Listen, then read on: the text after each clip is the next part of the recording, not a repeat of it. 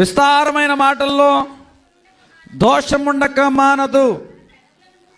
తన పెదవులను మూసుకొని వాడు విస్తారమైన మాటలు. అరే పండుగ వస్తుందిగా, నీకు రవ్వల నెక్లెస్ కొంటాను, వడ్డానం కొంటాను, చెవిదిద్దులు కొంటాను, పాపిడి చేను కొంటాను, మెళ్ళోహారం కొంటాను, నెత్తి మీద బిళ్ళ కొంటాను, ఇవన్నీ చెప్పదంటండి తల్లి. కూతురు మాత్రం అడిగిద్ది. అవి చేస్తా ఈ చేస్తా అని తల్లి ఎప్పుడు మాట్లాడదంటండి.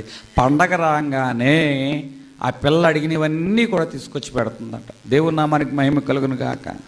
చేసేవారు ఎప్పుడు మాట్లాడరు, మాట్లాడేవారు ఎప్పుడు చెప్పండి.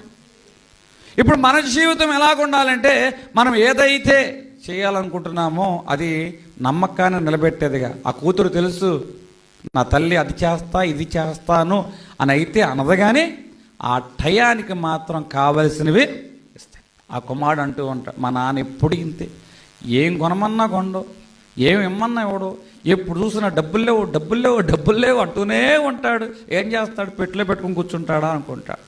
కానీ అనుకోకోకుండా, అతడు కూడా ఊహించుకోకుండా ఒక పెద్ద డబ్బు అవసరం వస్తుంది ఆ కుమారుడు యొక్క విషయంలో.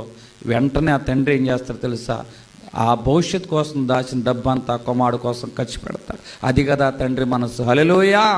ఈరోజు తండ్రి నీ అవసరానికి ఇవ్వకపోవచ్చు, కానీ అతను దాచేది కానీ అతను నీ గురించి నిరంతరం ఆలోచిస్తూనే ఉంటాడు. ఎందుకు తెలుసా, తన భవిష్యత్తు కన్నా ఎక్కువగా నీ భవిష్యత్తు గురించి ఆలోచిస్తున్నాడు కాబట్టి తన కోరికలు చంపుకుంటున్నాడు. ఇది నమ్మిన వారు హల్లు చెప్పండి. ఇంకొంచెం గట్టిగా. ఈరోజు యవన కాలంలోనే పెట్టలేని వారు నేను చెప్తున్నవి ఇదే, నా నాన్న నాకేమి చేయడు, నేను ఎప్పుడు ఏదన్నా కూడా ఏది లేదు అంటాడు.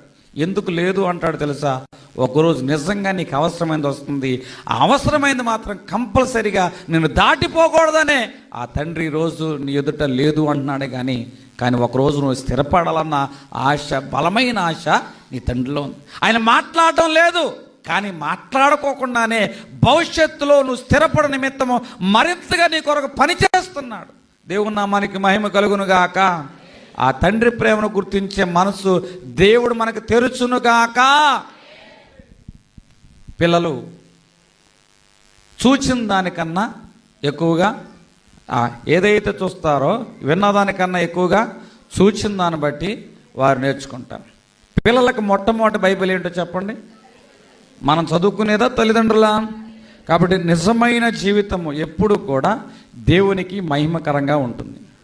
నిజమైన జీవితం ఎప్పుడు ఎలాగుంటుందండి, దేవునికి మహిమకరంగా. ఈరోజు తల్లిదండ్రులుగా ఉండవచ్చు,